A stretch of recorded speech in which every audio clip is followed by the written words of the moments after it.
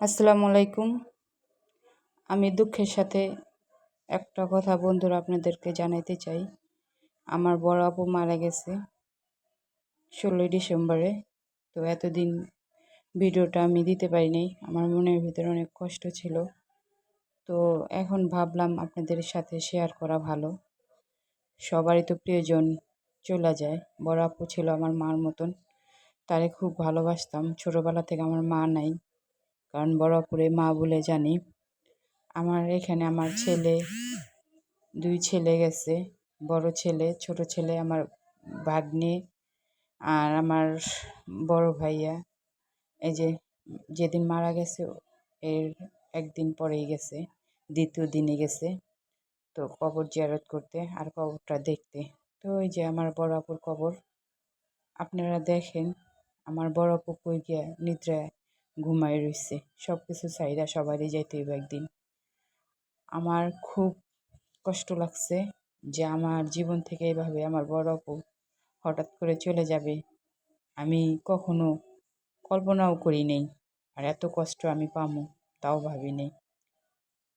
আমার বড় ভাইয়ের সাথে গেছে। এই যে আমার ছেলে, এটা আমার ভাগ্নে। এখন ওনারা আমার বড় ভাইয়া আর আমার বড় ছেলে কবর থেকে ইটা সরাইতেছে। কারণ কবরটাতে পানি দিব আর জিয়ারত করব। হ্যাঁ, আমার বড় ভাইয়ের ছেলে গেছে। এটা আমার বড় ভাইয়ের ছেলে। অবশ্য এই ভাইয়ের না, যে ভাই গেছে এই ভাইয়ের না, আরেক ভাইয়ের ছেলে, আমার চাচাতো ভাইয়ের ছেলে। তো এটা কবরস্থান, নারায়ণগঞ্জ গুপ্তচর কবরস্থান।